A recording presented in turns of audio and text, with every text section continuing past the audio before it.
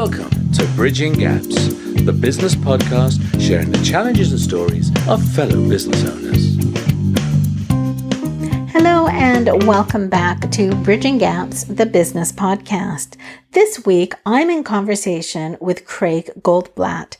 Craig is an inspirational speaker and coach. He works with people to find their courage and confidence and cultivate their inner strength. And I found the conversation really inspirational.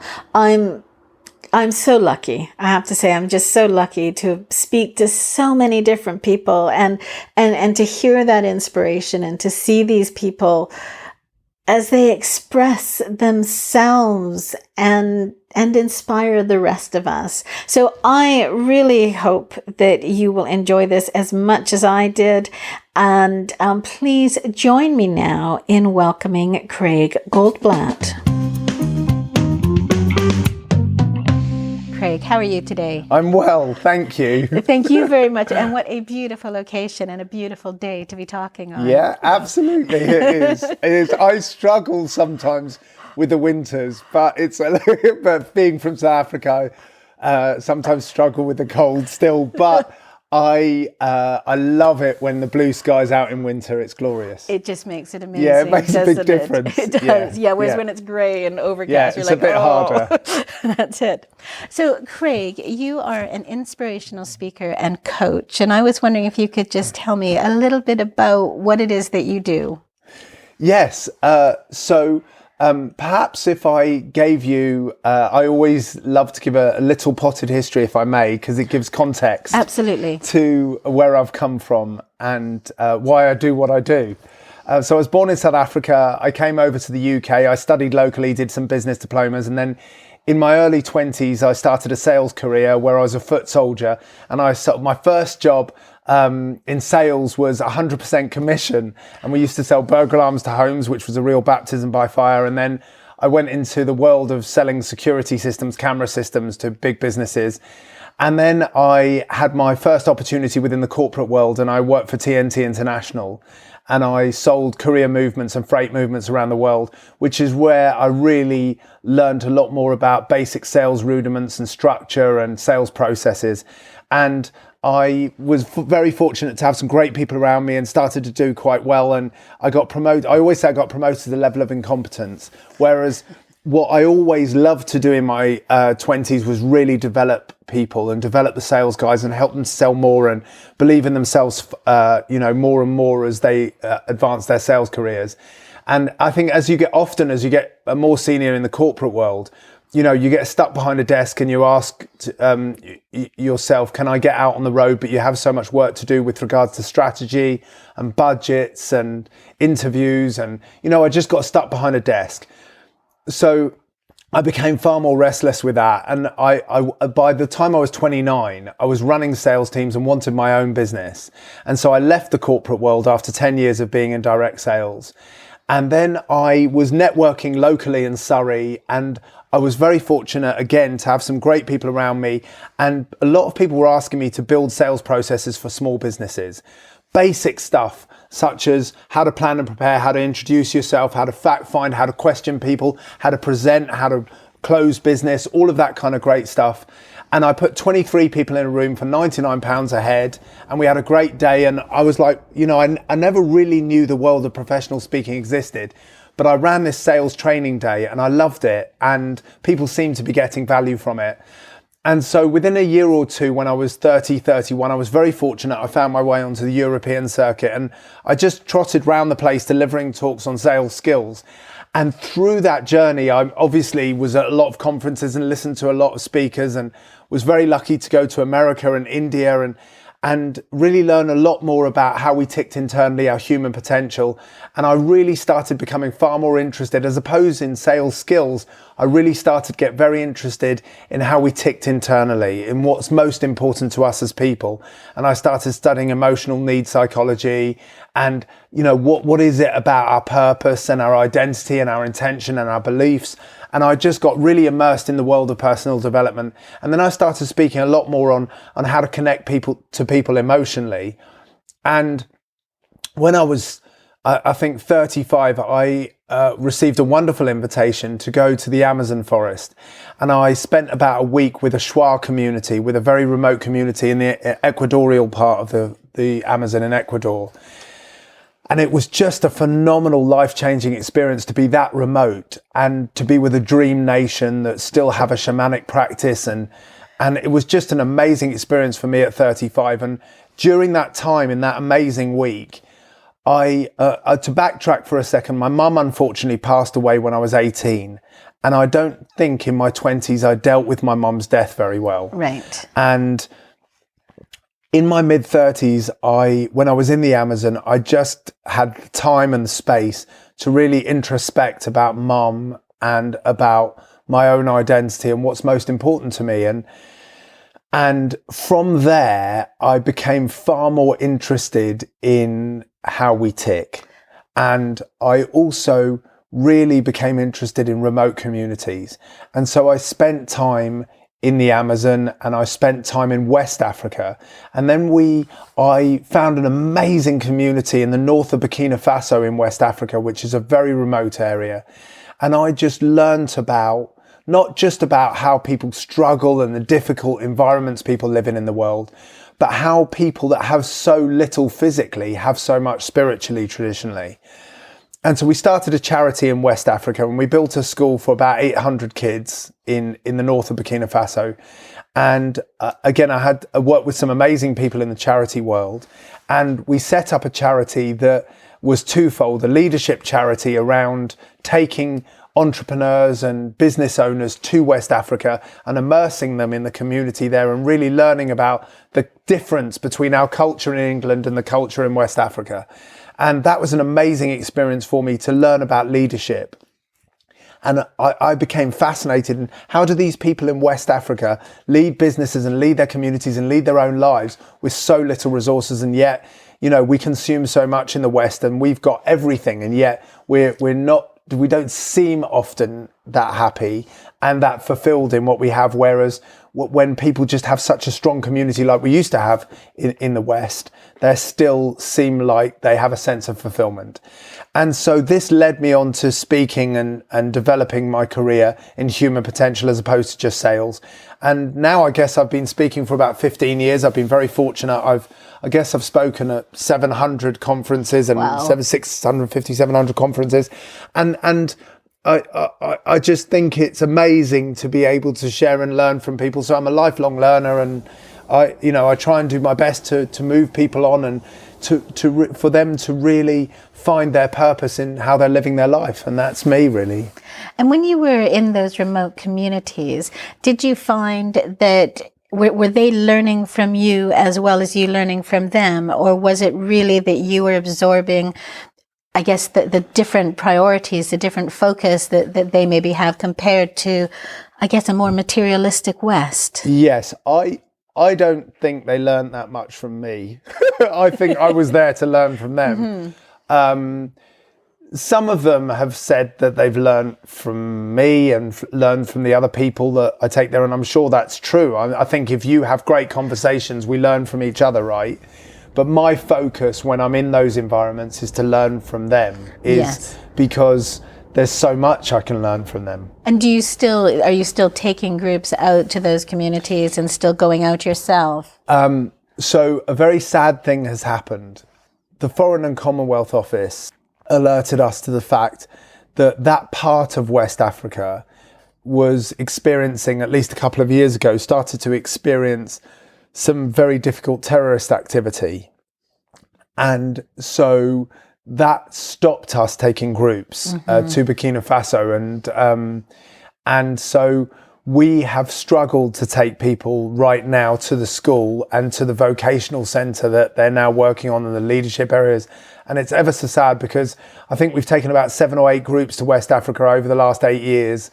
And now it's really stopped at the moment because of that. And we're now looking at different areas to take people. We've also taken groups to East Africa. We took 3 groups to Tanzania and we climbed Kilimanjaro. Oh, wow. That's been amazing. So yes, in essence, over the last number of years, we've taken a lot of groups, but right now, for the moment, we've been unable to take people to West Africa. And do you think that when you're taking those groups in, as well as, the people who are gaining from it, and as you say, there's some shared learning, do you think that you're impacting the way of life of the people that are there in a way so one of the things that I personally tend to feel is that if you look back at missionaries and all of that sort of thing, it's that there's almost this view that the way we live is right. And that's not what you're saying at all. You're saying that they've got this huge, bountiful wealth. spirit, Yes. wealth, that's the word, of spirit and happiness that comes from a different source. Yes. And so I guess I'm just wondering as you're bringing people in to learn from that, is that actually in itself leading to a shift to more materialistic, I guess? I think to take people into these environments in a way is selfish, because I think a lot of people say, don't take people into these communities. They've been living in a way for a couple of thousand years or more. And by you being there, just your energy of you being there is impacting their precious way of life. And so my sense is, yes, it can be selfish. There are other views. And this is a complicated area, because there's a view that change is coming to Africa. And, China's investing so much in Africa, and, there's a lot of research that's been done that shares that the developing world is no longer the developing world. There's a scale, there's a spectrum. And you look at countries like South Korea that in 1986 was a crippling aid recipient and now is an aid donor. And so the world is shifting so fast. So there's a real view out there that what we're doing by being there is preparing them for an obvious change. But the other thing is that we're hopefully very respectful of their culture, and they've invited us to really learn from them. So we're as quiet as we can be when we're there, and hopefully as respectful to their culture and their traditions as we can be, in order to retain not only that relationship, but retain the balance that they've always had between connecting to other civilizations and their own way of living. Thank you. Yeah, and because I think that's exactly the answer I was looking for, is obviously there is an impact. There is an impact.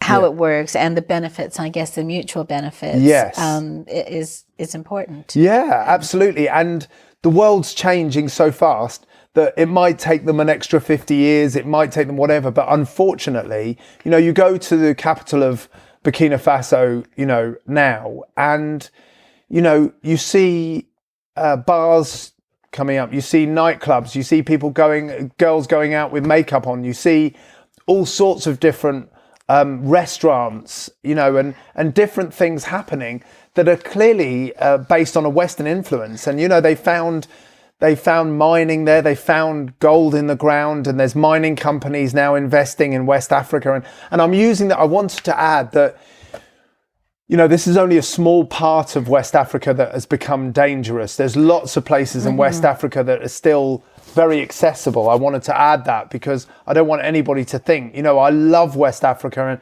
it's a growing environment that can be at times, there's no question, volatile, but at the same time has such wealth and opportunity and cultural wealth that we need to immerse ourselves in. It's such a special place. It sounds, I can actually hear, just through your voice, the passion and enthusiasm and love that you have for it. And that it's all, it doesn't sound to me like it's actually anything at all to do with you almost. It's a love for being there and being absorbed in that environment. And bringing it to again, to our conversation about our careers. And I'm realizing as I've coached, I'm a speaker, I'm a trainer, I'm a coach, and have been for 15 years, and love coaching people, love working with entrepreneurial teams. And what I've realized is that I'm so insignificant in the scale of the country, the planet, our planet Earth, the universe.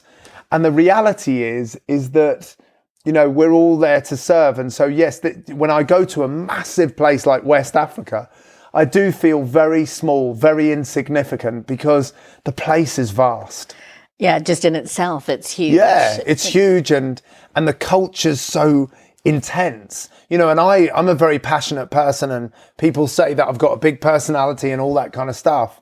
But I hope that I've learned as I've grown up that we need to be extremely humble, especially in those environments, because, you know, they're far, far bigger than we are. And they're far more, sorry, I hesitate to say this, but real, almost. They're still in touch with that nature. Yeah, 100%. Yeah. Yeah, they're authentic. And I implore anybody to spend time in Africa, because when you go to Africa, and I know it's a big place, 54 countries, my experience in being in West and East Africa and South Africa, Southern Africa, there's something, it's the cradle of mankind, it's where we all came from. Culturally, spiritually, it feels like home, not just for myself, but everybody that visits Africa said that there's an ingredient to it that can't be described in language or in feelings. It's deep, you know, it's old, it's got such history, and that really touches our soul, I think. That sounds amazing. I haven't been to Africa yet, but it is on my list. Great. Very good. And that has just made me think, okay, good. I'll go. That's right. Yeah. Excuse me, I've got to go now. Yeah. No. Can you look after the dog? It's a great place. It's a great place. And when you were starting out, so you touched on sort of your history of how you moved through from being employed to starting your own business. But as you were going through that transition initially, so you started off running the sales courses for 23 people. Yes. Did you find, what challenges did you face? What kind of problems, did you encounter, or did it all go fairly smoothly as you were starting up that business? It was very exciting at first, and I had no idea before then that the world of professional speaking existed. And, I was just very excited at first. And I think the first couple of years, everything was a bonus, because when you run your own business for the first time, it feels hard, but I was really fortunate that I didn't feel I had anything to lose. And I didn't invest a lot of capital in those days into the business.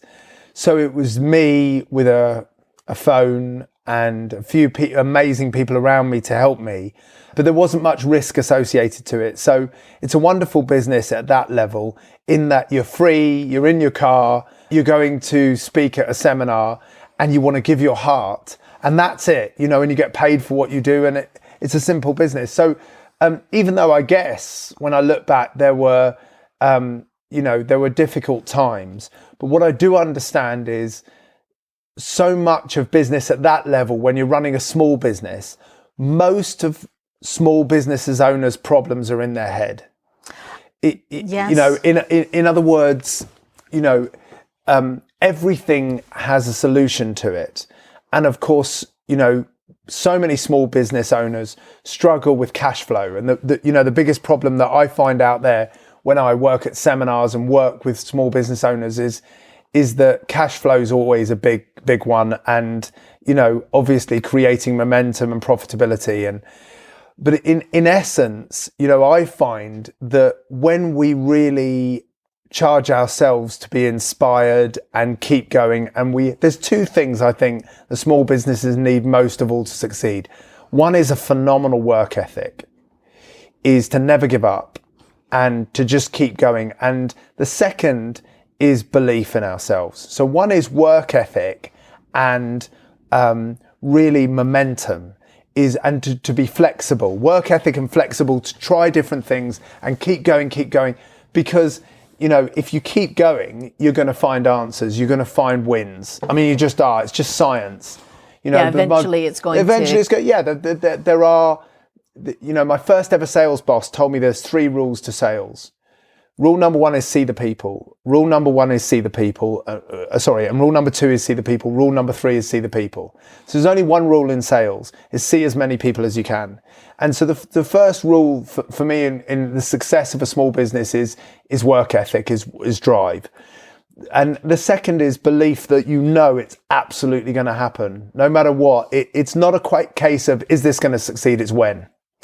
And when you're talking to people through the coaching and the speaking that you do, and they're feeling, they're at a dip, they've been trying to believe in themselves, they've, really been strong, but it's still not happening, and they can't help, because you can't, no matter how much you tell yourself it's all going to work out, that self-doubt does come in. Do you have any sort of tips or ways that you can say to people to actually, this is how you help to get yourself out of that emotional dip, I suppose? Yes, I always say to people, there's two worlds that we live in. There's an internal world and an external world. And a lot of the time, people are finding answers outside of themselves. They're trying to find answers in their network, or they're saying that the geography is too small, or, I've got too much competition, or the market's saturated, or, and we're looking outside of ourselves for the answers in growing our business. And I think the first thing that we do when we find things hard is to really look at our own selves and say, how can I grow myself first? And belief comes from inside. It's like the Latin to educare is to draw out, not pour in.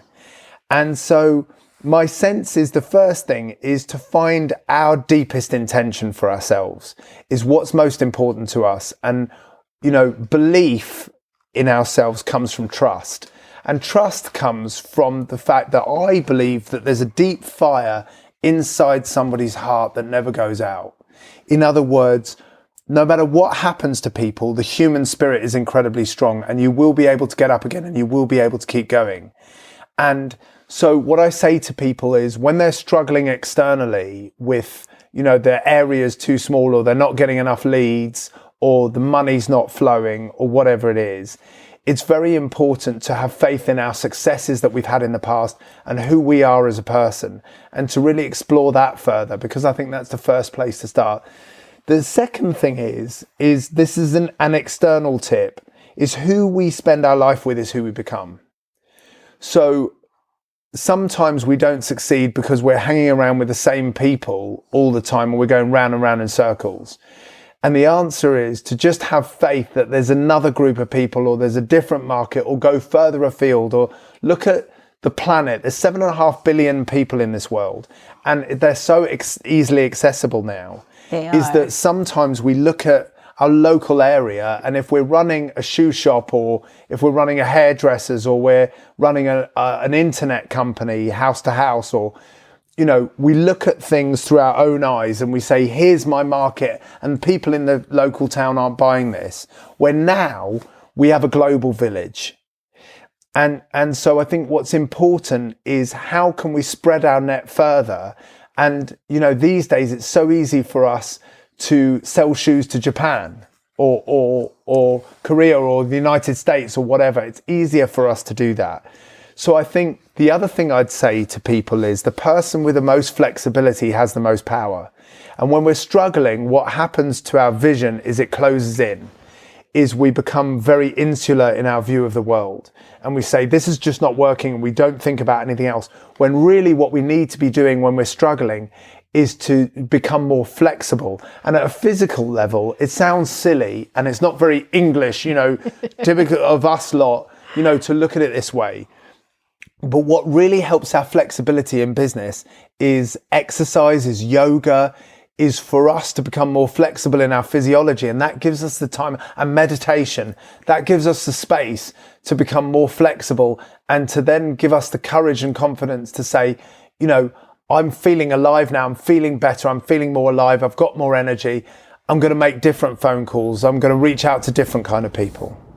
And that's so true, because I started, I've done meditation and yoga on and off for years, but never really stuck to it for long periods of time. But I started meditating again earlier last year. Yes. And one of the things that I noticed was it really impacted my ability to be able to step back and say, actually, I can just observe that. I can observe how I'm feeling at the moment, and I don't have to get caught up in it and feel that that's who I am. And it actually made a really big difference. So when things were coming along that were emotional or upsetting, I was able to use that technique and to notice that I was using it, which allowed me to then realize that, oh, meditation works. Yes. And I know a lot of other people in terms of, who I've interviewed who do meditate, yoga, gratitude journals, and various things to, I guess, help the mental side, which isn't specific to their business unless they're a yoga teacher. Yes, no, absolutely. And I'm learning a lot at the moment about meditation, particularly, and yoga, even though I'm still at the beginning of that journey. And my sense is when we look at our neuroscience and when we look at our physiological makeup, is that oxygen, the quality of how we breathe, is huge. And so often when we run small businesses, we again look at the actual business. We don't look so much at ourselves and our energy levels and how we're performing and how we're speaking and how we're communicating with people and how we're connecting to people.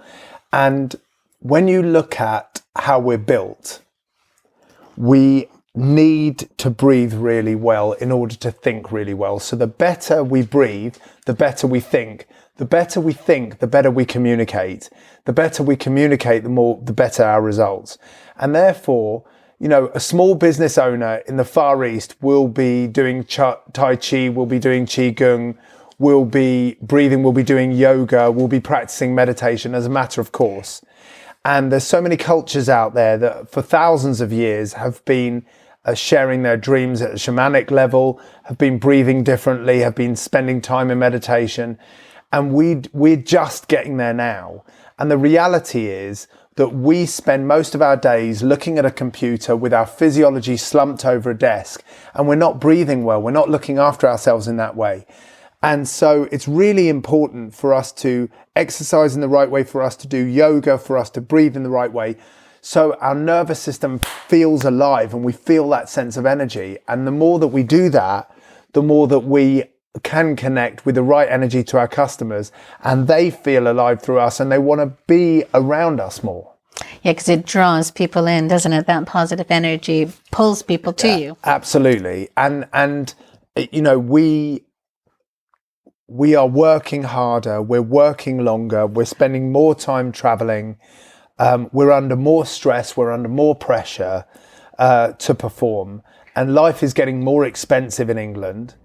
And so actually, the ironic thing is, as we're getting busier and busier and busier, what we need to do is balance that more and more and more. I know it takes us time away from the business, but what's really important is to just spend that 10, 20 minutes. I mean, it's a joke really when you think about it. Is I often say to people, you are the most important person on the planet.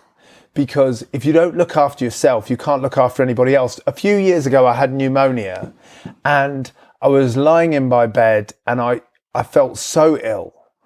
And I realized in that moment, if I don't start looking after myself, I'm not going to be around for my kids. I'm not going to be able to make a difference to people that I love. I'm not going to be able to make a difference to everybody else.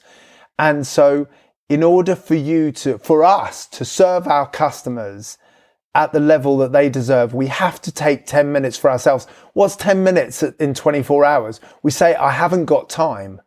But the reality is 1%. Do you deserve 1% of your day for you? And we just don't do that. And we have to, even 10 minutes. But what's wonderful is to take half an hour before work. It'll make such a difference.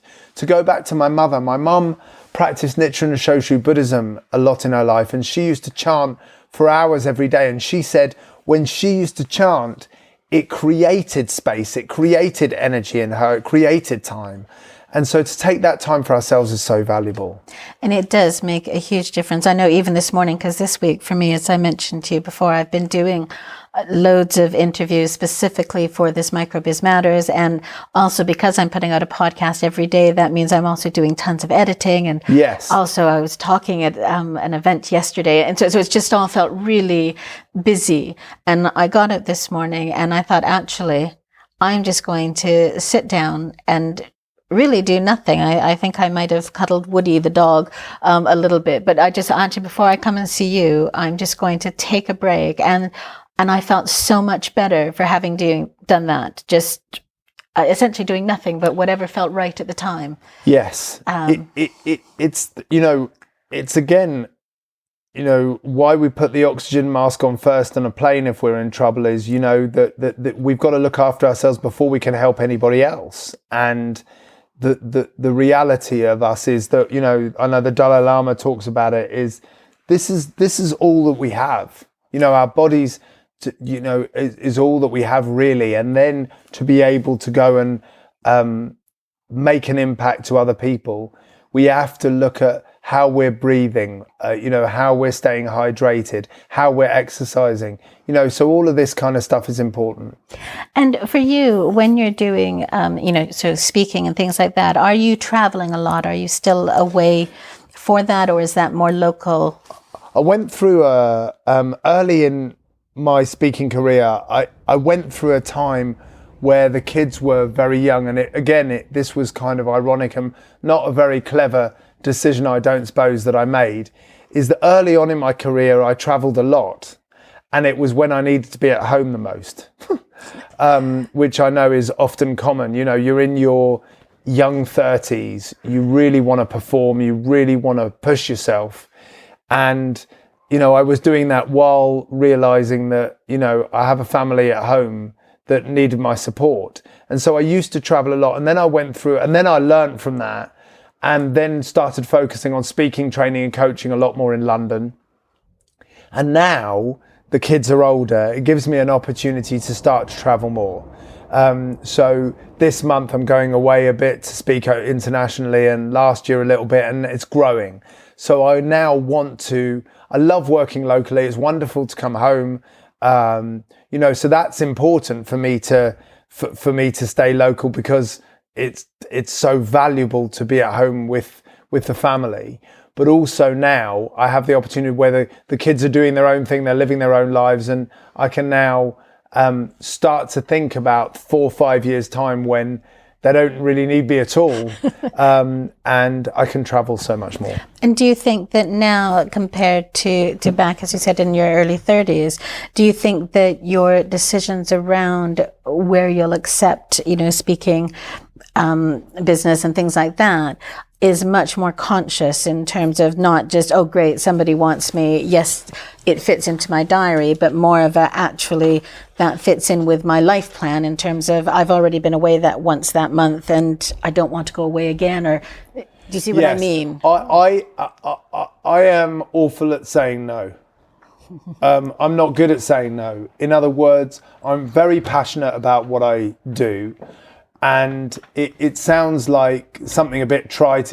You know, it sounds like something we've all heard so much is, you know, I want to make a difference. I want to help people. But I suppose this is a bit about me, is I love coaching. I'm curious about people. I have a deep passion for people. And therefore, I really struggle to say no. So, while you know on one side you'd like to be at home, it's still really difficult to turn that away. Absolutely. And you know, I made a commitment to myself, which I was really, really lucky to do. And for years I kept to it. And now this commitment has changed and loosened slightly. But for the let me say for the first 10 years of my speaking career, I didn't work the kids' holidays. Right. So that was a rule that we set, myself and my wife and the kids, is that, you know, while they were off school, you know, I did a little bit of work in the summer because they were off for 8 weeks. But the Christmas holidays, half terms, Easter, I didn't work. And weekends I don't work.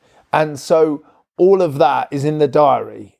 Now it's changed a bit because it hasn't changed at Christmas really, and it hasn't changed so much at half terms. But in the summer now I work more.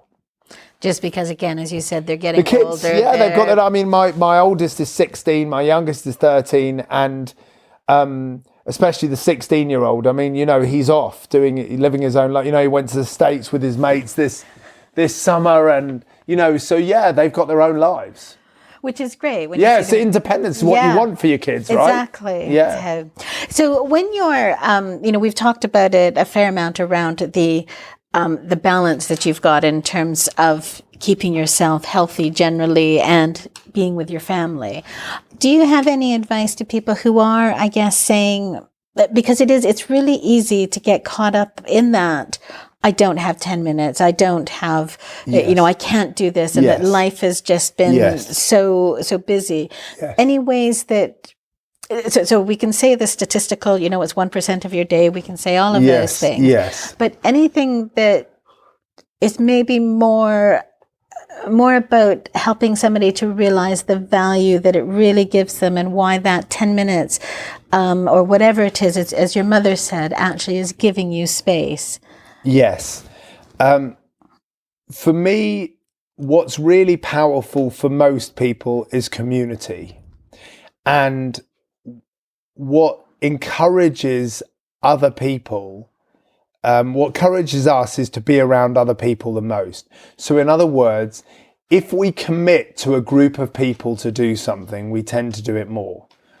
In other words, if we try and do it on our own, it's really hard. Mm-hmm. So to get going with something, I think it's important to join a meditation class, or to commit to a yoga class every Monday, Wednesday and Friday morning, or to commit with a friend that we're going to meditate together and we're going to meet at 6 a.m, or we're going to meditate at 7 p.m, or whatever it is, or put it out there on your social media or with your group or whatever. This is what I commit to, and I'd love you guys to hold me to account. I think to put it out to different people and let the world know about what you're doing is a big plus, because then you feel more duty bound to do it. The second thing is to be around people that already have that habit.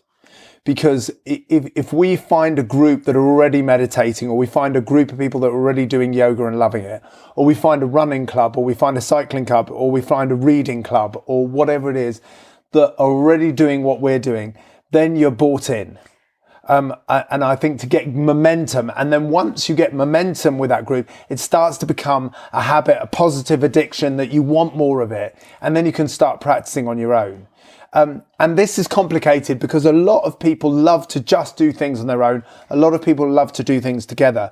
But I think we're not an island. We're creatures of conditioning, and we are pack animals, and by nature.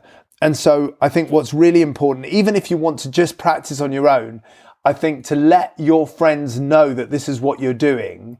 So then you know that on the Thursday, Friday night, when you go for that pasta, they're going to say, how many times have you meditated this week?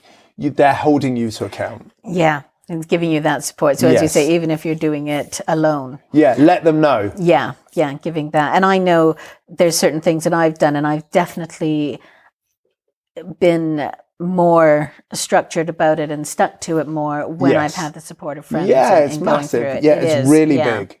And they celebrate your successes and your failures with you, which is brilliant. Yes. And when you're doing your, the work now that you're doing, who are you working with? What types? Are you working with individuals or with companies or some combination? Yes. So I work with individuals. I coach a lot of people. I coach a lot of business owners. And I take them through a process where we look at their deepest intentions, both for their business and personally. We look at their emotional needs, how they're motivating themselves, their confidence, their courage to step up and deliver at the level that they feel that they deserve to. Their own identity is what's unique about them, what's special about them, to eradicate their negative beliefs and to really push themselves forward, to look at their deepest values. So I work as a coach a great deal, and I work one-on-one with people. I also work with young, dynamic, entrepreneurial businesses looking to grow. So a typical client of mine will have between 20 and 100 people in their organization and really want to push boundaries, not just from a commercial perspective, but also socially. A company that really wants to make a difference in the world are companies that I work best with. And so when you're working with those companies that are, 20 to 100, yes, are you working with, just the CEO, or are you working with the company as a whole? So are you touching on most people who are employed in that business? Everybody within the organization. And my work is about our heart, and my work is about our emotions, is helping people with courage and inner strength. So if somebody was to ask me to describe what I do, is I help people with their courage and confidence. They're cultivating their inner strength is what I do. And so that involves every different person within an organization and every different person in the walk of life, providing we want to feel more and we want to feel fulfilled and excited about our life and have confidence and clarity and courage to live the life that we feel we deserve to live, then that's my client. So you go into the company. There's a whole bunch of people. Yes. Are you talking to the person who's paying the bill who said, I want you to come in and help? Or are you talking to all of the people within that organization? Both. Okay. So, what's really powerful within an organization is to run 6 or 7 sessions with that organization. And the way in which that works is I deliver a process to the entire organization from a cultural perspective. So everybody's on the same page with regards to looking at their culture, looking at their intention for themselves and the business, their purpose, their emotional needs, their identity. So everybody is looking at how they can grow together. The company's looking together as to how everybody can grow personally. And then also at the level of values, what values do they have for the organization, but how are they, at what level are we living our values? Because when you're looking at values work, we're looking at 2 things. One is, what are your values? Is it trust, integrity? Is it passion, compassion, determination, intelligence, persistence? What's most important to you in 2019?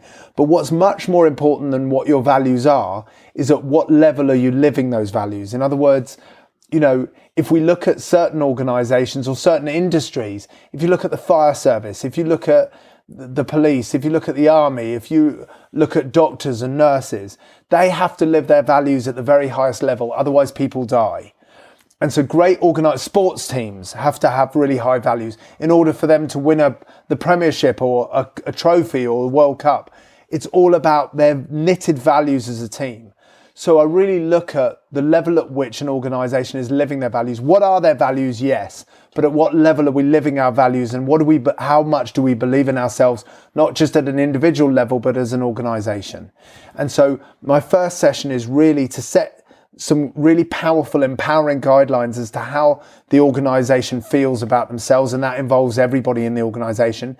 And then through that program, we can start allowing ourselves to do some individual coaching, yes, at a senior level, but also to really look at people within the organization that really want to push themselves forward. And coaching is a very personal thing. So it's important for me when I start working with an organization to say to the people, I'm here to support you. Do you want me to coach you? Because it has to be an opt-in process. Yeah, absolutely. Because I've worked in, large corporates. Yes. And there's just so much of the, culture change that they will try and put in. And because it's pushed at you, yes, you see the various reactions of people. Yeah, absolutely. The people who are actually, I don't want that. And, no, absolutely. And it's just another change. So yes. as you say, without that opt-in, that support. Yeah, we know this, and it's been banded around so much in the last few years. But what the millennials are demanding, if you like, is that we're now creating an environment where we're creating more ecosystems within organizations rather than formal structure. And people want to work in their own way. And in the faster the world gets environmentally, the more flexibility we need to have in order to deal with it and in order for us to flourish. So the more that there is platforms for expression, the more that social media grows, the more that digital marketing is a part of our lives, the more that we're having so much stimulation thrown at us, the more that we need to be flexible and allow people to have their own choices. And so to force, people to come to a session, to force people to have coaching against their will is just counterintuitive and creates a damaging culture. So we need to be inclusive. We need to give people the option. We need to allow them to understand what their options are, but we also need them to make their own decisions. And that's leadership. That's modern day leadership, is to empower people to trust themselves, to be able to create their own ecosystems within these organizations, rather than for us to be archaic and stay in, a traditional structure that worked in 1980. And do you think that, so obviously we hear about some companies, Google, where they've got a very different work approach, ethic, yes. That's the word. But do you think that the other big organizations, the corporates that have been around for years, are you hearing or seeing things about them starting to shift in that way as well? Or are they still lagging a bit behind? Yeah, my sense is that everybody's changing. And that's not fair, I'm sure. If you look hard enough, there's some corporate organizations that do it the way that they've always done it and may have had a monopoly and now they're struggling. But on the whole, there's some phenomenally intelligent people in the world of the corporate world that are realizing that everything's changing, and it's changing so fast. So corporates have to be flexible, otherwise they die very quick. And without mentioning any names, we can all point to 10 or 15 or 20 organizations that we knew 10 years ago were going to last forever, and they're gone. And so corporate organizations now realize that the flexibility and independence and creating powerful new world ecosystems through technology is not important, it's vital. It's the only way to survive. Yeah, it's the only way to survive. And also, it's the only way for us to express ourselves in the modern world, because, in the next 10, 20 years, I look at my children who are 16 and 13 years of age. When they're 26, they're not going to be working for an they won't be willing to work for an organization that is stuck. They're going to want to work for an organization that is fluid, that allows them to express themselves in the way that feels most authentic for them. And that's the new world, is that I think we're in a place where everybody's demanding more.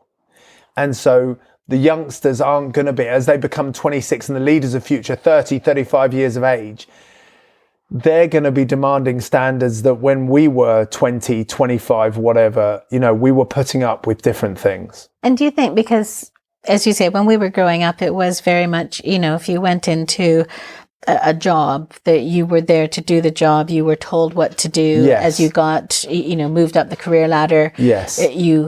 You told people to do what you'd been told they had to do. But it was very structured. Do you think that by freeing up people, by giving them more flexibility and by allowing them to be more themselves in those corporate environments or those bigger company environments, that we'll actually see a shift or a change in the creativity and the way that the energy around those companies and things like that. Does that make sense? Yes. I think I used to think that if you gave people more flexibility and more independence, then you'd make more money. And I think there's two things in a human being. There's human and there's being. In other words, there's form, there's a structure, there's achievement and fulfillment. There's two things we want. We want to achieve, it's a science, and we want fulfillment, it's an art, it's to love life. And I used to think that if you made people more fulfilled, they'd achieve more. And that's not necessarily the case. In other words, there are some businesses, fortunately or unfortunately, that treat people badly and don't use their creativity and still class them as a number and just get the most out of that person. And then when they become unhappy, they fill the slot with somebody else. And so what I'm saying is, if somebody's happy and fulfilled, doesn't mean that they're inspired to work harder. It's a different thing.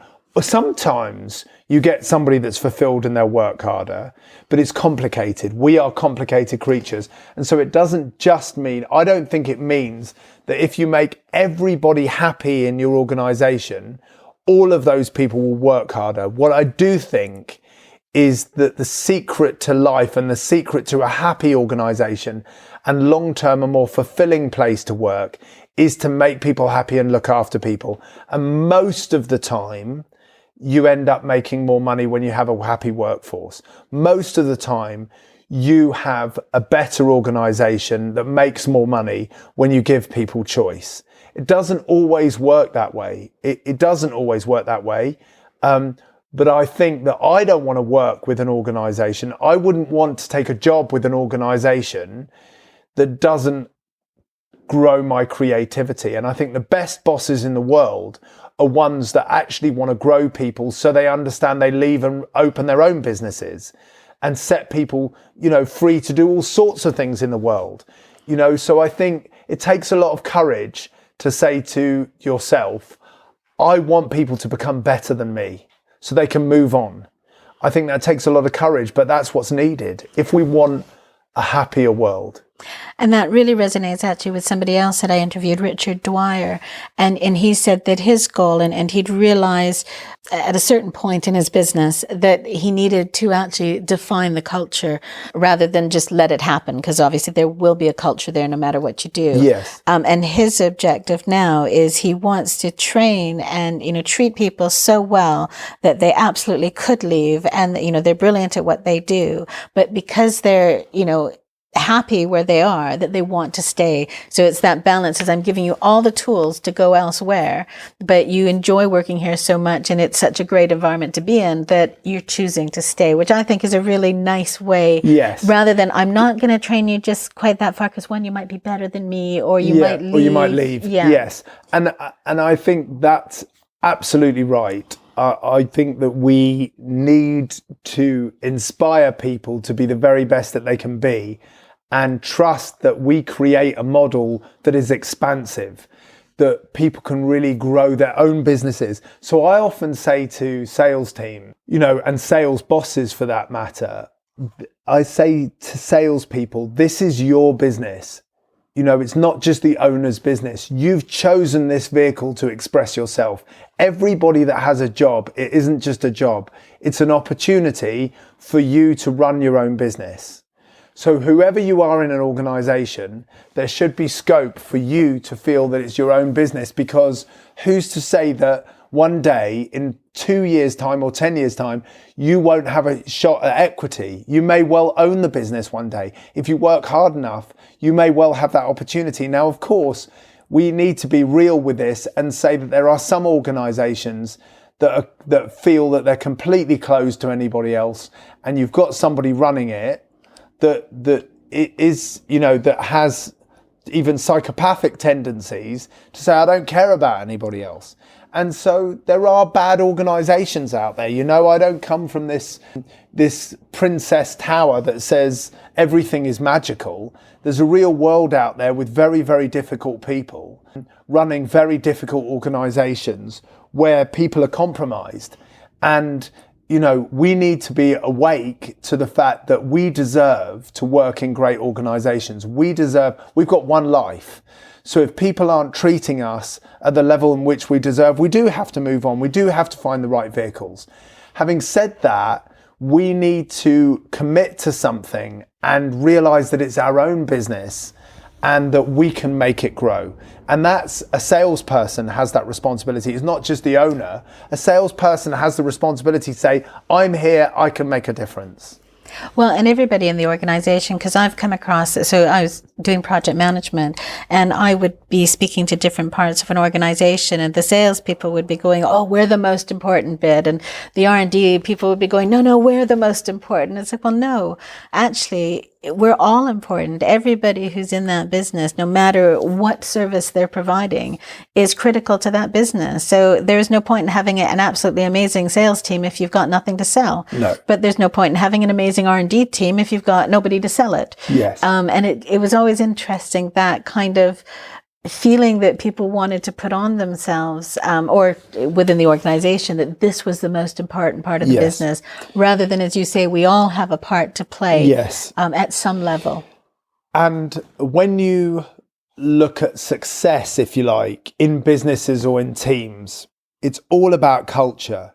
because when we go back to Africa, to go full circle in our conversation, communities have lived a certain way for many, many, many, many, many thousands of years.